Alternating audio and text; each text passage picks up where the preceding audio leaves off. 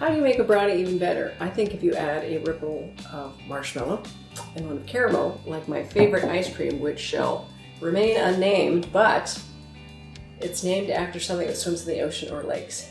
Hi, I'm Carolyn, and this is the Chili Bakes Gluten-Free podcast. Gluten-free so good you won't miss the wheat. And today we're baking caramel marshmallow swirl brownies. I'm so excited. They're gonna have bits of chocolate and be super bittersweet, yummy, rich, with a really sweet swirl. You're gonna love them. So I hope you stay, hang out, and bake with me. Thanks again for hanging out in the kitchen. I love, love, love when you're here. You can find me here. You can find me on Instagram, TikTok, something called Threads. Yeah, a little bit on Pinterest. I'm trying. Anyway, I'm in all those places. Plus, I'm on Anchor. My podcast is also all those places. So we're I don't know who we are, me and the two dogs. I'm going to introduce you to Indy soon. He's my new rescue. He's a cattle dog lab mix. He's adorable, and he's Emma's new buddy. So we're all going to bake together, so I'm excited you're here. Let's get to baking. Let's talk about equipment. Everything you need for this recipe is pretty basic. 9x13 pan. I'm going to grease it before we make the brownies and line it with parchment. A hand mixer is great. You don't have to use one, but it is helpful. Everything else is pretty basic. As far as strange ingredients you might not expect in brownies, because we're making them gluten-free, I use Cup4Cup Multipurpose Flour. Blanched almond flour, you need a little bit of that. Xanthan gum for some chew, because we are making brownies, we want the chew. Sweet rice flour, it gives some of the chew as well. And we're making a swirl, right? The yummy swirl like my favorite ice cream, so you need some caramel sauce. You don't want really liquidy ones, you want the kind of thicker ones. Marshmallow cream, obviously chocolate and chocolate chips, we're making brownies, and also applesauce. I know, don't ask, I know what I'm doing. And that's it.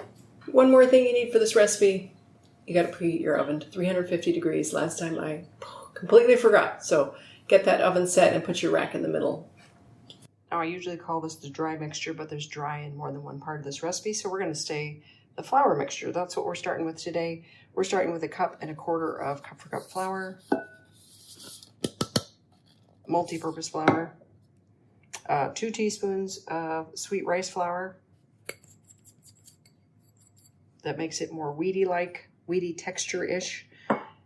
This is this is blanched almond flour, 1/4 cup. I like the texture and the protein amount it adds.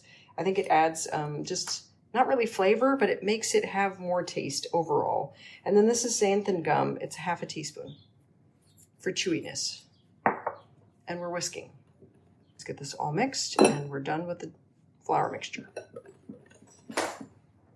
On to the cocoa mixture. We're taking 4 large eggs. Raw eggs. And we'll take a teaspoon of espresso powder. You don't have to use it if you don't want, but honestly, the espresso powder adds to the chocolate flavor. Oh, now I'm a mess. Gross. Cocoa powder, 1.25 cups. Baking powder, 1 teaspoon, and 1 teaspoon of salt. This is what an apron's for, right? This is why I'm filthy. So we're gonna mix this. It's a weird looking mix, but we're doing it anyway.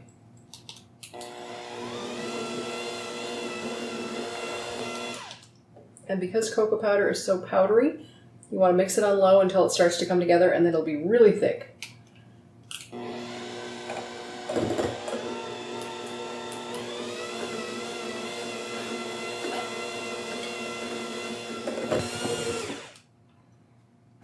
When I said really thick, I meant really thick. It's like, almost looks like fudge. So I'm going to scrape this off camera and mix it a little bit more, and then we're going to be done.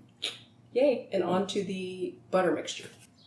All right, this is the butter mixture. We have 14 tablespoons of butter. And you want it in a heat-proof bowl because we're going to microwave this. Or you could do it in a saucepan. And 2 1/4 cups of granulated sugar. And we're going to heat this up and mix it until it gets kind of shiny and a little bit of the sugar gets dissolved. In order to get the shiny brownie top, you need to do a little melting of the sugar here. So we don't want to boil it, but we want to dissolve a little bit into the butter. Also, there is a lot of butter and sugar in brownies. See how it's a little bit like lava-y? I know that's not a technical term. All right. but that's what you're looking for. It was 1:15. Remember adding applesauce. This helps keep baked goods that are gluten-free moist. And also, I don't add as much oil as most people add in the recipes, and this adds moisture. Because the gluten-free flour often doesn't hold as much oil. So that's the reasoning behind that one. All right, let's put this together. I accidentally used the smaller bowl for the chocolate, which I should have used the big one, but that's okay. I'll just do it this way. Just scrape it out. My beaters are already dirty, so we're going to keep using those. You can do it by hand, absolutely, but my beaters are dirty, so we're doing that.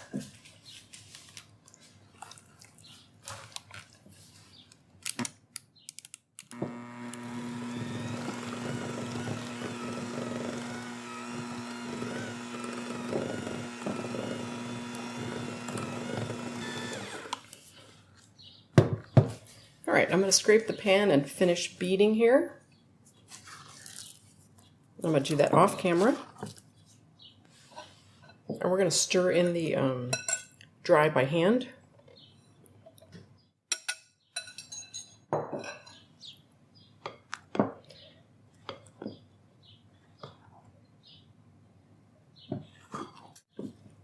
Alright, it's almost mixed. I'm going to add half the chocolate chips. These are dark chocolate. They're not super sweet because we're adding a lot of sweet to it. You want to use as good a chocolate as you can get because the flavor will be better.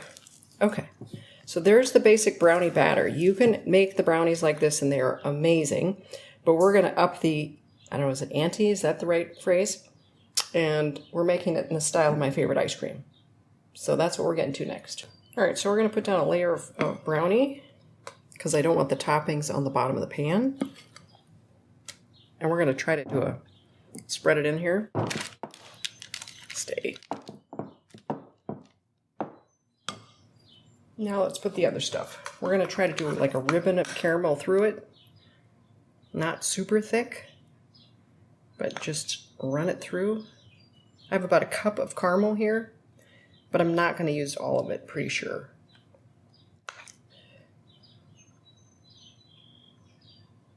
Whoops, this is horribly uneven. Whatever. All right. That's good enough for now. I might add more later. All right, now the marshmallow. Oh gosh. Yeah, this will be fun.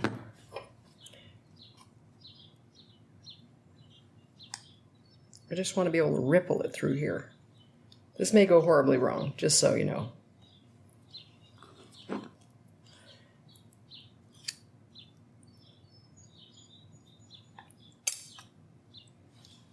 I don't want an even layer. I just want some of it running through it. All right. Maybe a little bit more. Okay.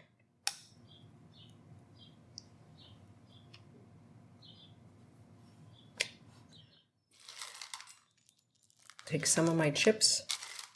I'm reserving some for the top. And I'm just gonna... Is it clear I don't know what I'm doing? Because...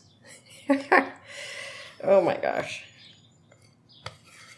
We'll see. All right.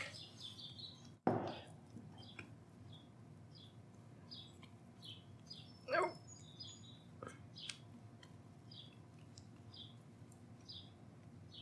I swear I have a plan. I swear I do. It may not be a good plan, but I do have a plan. Okay. Alrighty. Now, here's what the plan is. We're going to do a little swirling here. Maybe I should use a knife, not a chopstick, because I think it'll work better.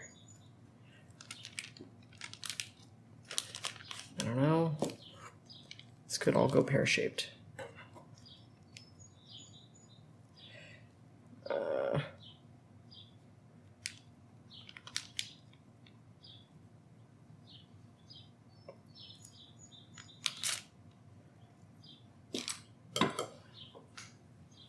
maybe some marshmallows on top.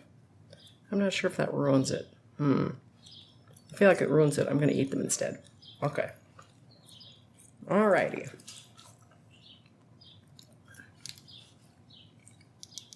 Yikes.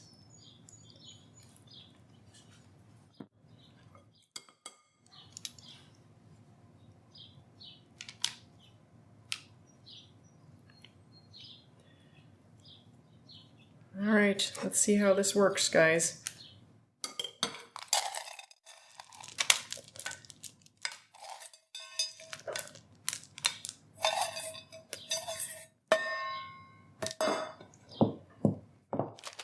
Into the oven.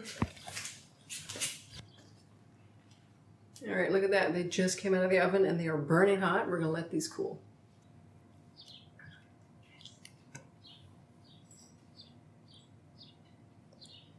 Okay, these are really fudgy, really dark chocolate with, it's kind of got toasted, the marshmallow cream on top. And then there's some carameliness in there. I don't know if you can see that. Yum. It's super rich and fudgy. Now, I wasn't going to style this, but I thought I'd show you anyway. If I wanted to make this fancier, I would heat up some of that caramel that you might have a little extra of, because I didn't use a whole cup, I don't think. And so it gets a little bit more liquidy, and I'm going to drizzle a little bit, because who can say no to a drizzle? And it looks super pretty. And then I don't want to add any more sweet. So you could add cocoa powder. I have cocoa nibs. Cocoa nibs are like the inside of the cocoa bean, but it's unsweetened, so it's extra chocolate flavor, but none of the sweet. So that's what I'm going to put on here too. You could do it with chocolate chips, like bittersweet chocolate, and that's all I do. Pretty cool, right? So let's try this beautiful bake. The marshmallow on the top got kind of crispy, almost like a s'more a little bit. And I put chocolate chips on the top. When you sprinkle them on the top, they stay melted, and it looks really pretty. And there's some caramel, how do you say that? Caramel, seeping out the sides. It's a super moist and fudgy brownie.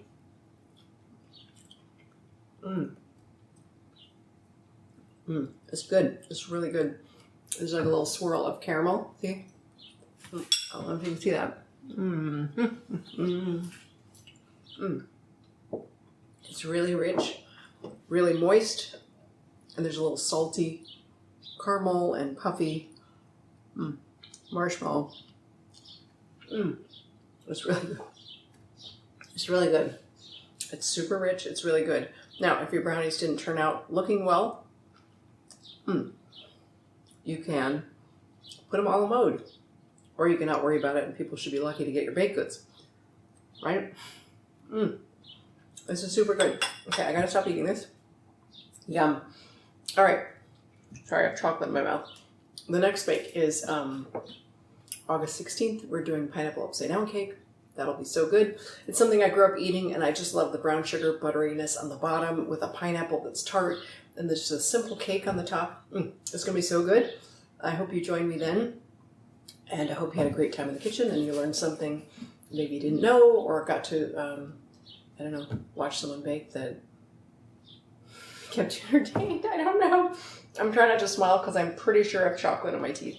So that's it for this this episode of the video podcast. Thanks again for joining me here. In the meantime, you find me on TikTok and all those places. Have fun in the kitchen and bake something gluten-free. Yum. I'm gonna make myself sick eating too much. So good.